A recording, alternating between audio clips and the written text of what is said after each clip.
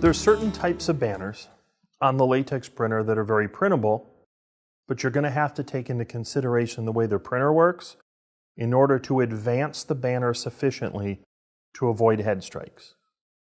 What I'm referring to is a class of banner that I'll call either very thin or very lightweight, and then along that class is a subclass of inside print banners.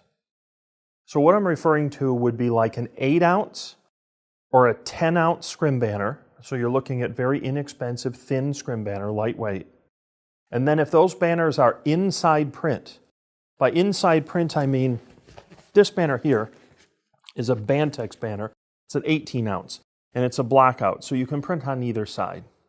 Now most banners, it's very clear one side is the printable side.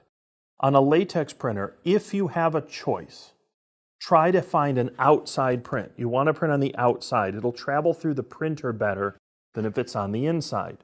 There's several reasons. One is an inside print banner can get kind of stuck in the little opening hole where you're coming off the platen. So you have to roll it far enough to be past there. Otherwise, this inside is too at risk to kind of get stuck there. And then just the whole way a banner travels, it passes having a natural curve. The natural curve is always going to print better on the outside, or sometimes people call it the forward side of the banner. That is always a better choice if you have the choice. Now the printer will print inside print banner fine, but in most cases with inside print banner, since I don't want to risk having it get stuck and then head strike, is I will roll it out the platen until it's out here a bit, or at least into the actual curing zone. I don't want to have it feed into the little opening from the print zone into the curing zone. Those are my strongest recommendations. Also, with some inside print, I'll also put the edge guards on, because being an inside print, it may have a little bit of a curl coming up, and I don't want to have the print heads or the carriage touch it. Now, for thinner banners, 10-ounce, 8-ounce, you got some other issues. What happens as you're printing on a very thin banner is as it's going through the printer, there are, as you see right here, there are fans. And these fans create a certain amount of airflow. And that airflow pulls the banner upward. So you're running along back at the pinch rollers with a 8-ounce or a 10-ounce banner, inside or outside print.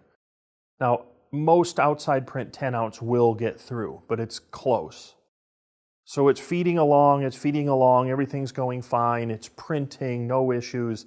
And then the banner gets into this curing zone, and two things happen. There's a certain amount of static electricity, and along with it, these fans are pulling upward. The banner is very light. It's worse if it's an inside print. And it comes into the curing zone, and it comes up.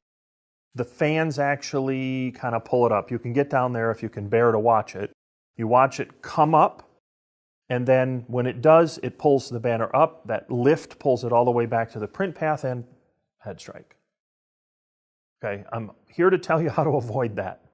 The way you avoid it is you roll the banner down just a little past the platen. Now that front edge is not subjected to that lift, and the weight, there's a little bit of weight there, and it will go through just fine. But you're going to have to use a little bit of the media on the front end if you want to avoid that possibility. Those are my recommendations, certainly for an 8-ounce, and also for 10-ounce, certainly if it's a 10-ounce inside print. You roll it down a bit, let the weight drop, and you should be fine. You don't want to put a lot of vacuum on it. You don't need a lot of vacuum. It's a light banner. You also don't want to put too much heat on it.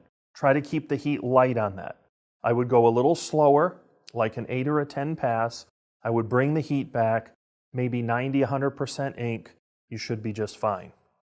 Yeah, every banner is a little different. You want to find the right balance with a lower temperature signature by putting enough ink on that satisfies the customer's quality, and then bring the speed down just a little bit so that it compensates for having a lower temperature. Those are 8-ounce and 10-ounce thin banners. Most 13-ounce banner, it's not really an issue.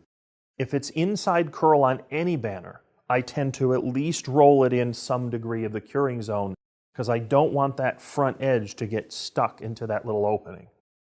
On a 560, 570, you also have to consider the exit door. You got to be able to get through the first part and then the second part as well.